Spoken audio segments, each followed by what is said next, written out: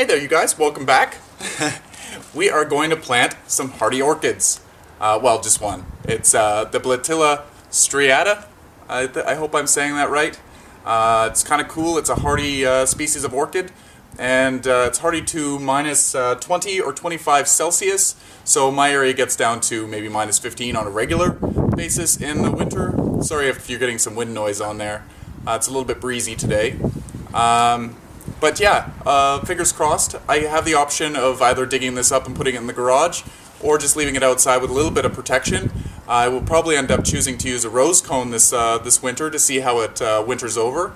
But when we plant this actually in the ground, it recommends to use some maybe lava stone. I have clay, so they recommend making a little bit of a pit, put some lava stone in the bottom for drainage, and then using some nice airy potting soil or nice garden humus to add some good drainage for this guy. So when we actually plant it in the ground, we'll do another video, but we'll do some updates on this as it sprouts.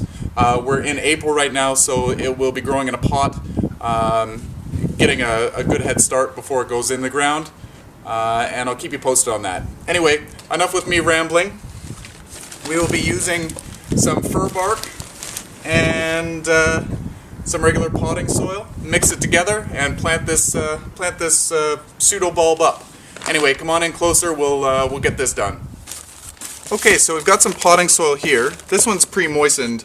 I think I'm going to add a little bit of water to it, just so it soaks up a little bit as we mix some fine fir bark in here. Fir bark's just going to add a little bit of drainage, a little bit of airflow. Any of your epiphyte plants would appreciate this, like anthuriums. No, I'm at a loss for what would appreciate this, but anything that likes a light, airy mix, you could throw some of this orchid bark in, the fir bark. It'll like that. I'm going to add a little bit more. It'll also hold on to some moisture too. I've been reading that these plants don't like to dry out in the summertime. They like to be well watered. However, they don't like to be soaking wet. So you just want to make sure that the soil is able to drain freely. Can add a little bit more moisture to this.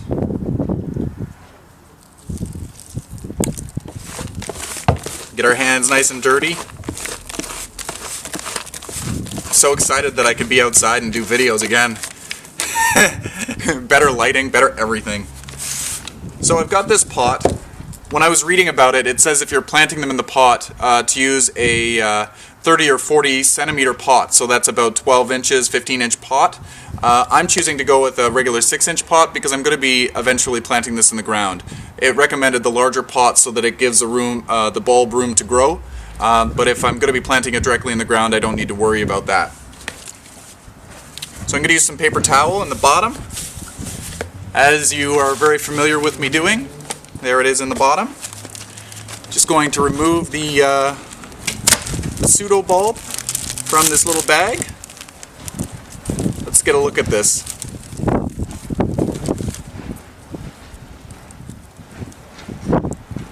Don't want to break any of the roots if possible. I've got a little green growth right here, and I got a little growth right here. This is an old growth stem, so this is obviously up. It recommended not to plant this too far under the soil surface. So I'm going to fill this pot up with soil.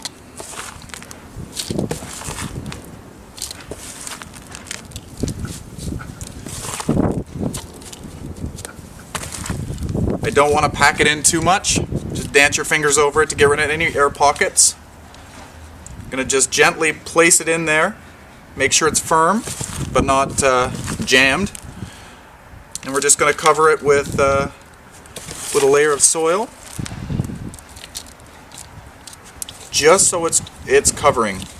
Want to be careful because I don't want to break off any of those new growth points. It's very important. And there we go. This one's planted, and I assume in just a few weeks we'll see some growth happening. I'm actually going to put some of this peat moss in the top. It's like a sawdust. Might as well add that to the surface. That'll keep some moisture in as well.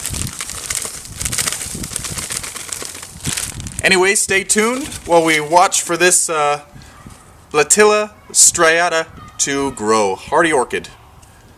Anyway, happy growing, everyone. Can't really complain. It's been a really, really cold, horrible winter for snow. There's still snow on the ground. I think you can see it back there. I ended up raking it all over the lawn to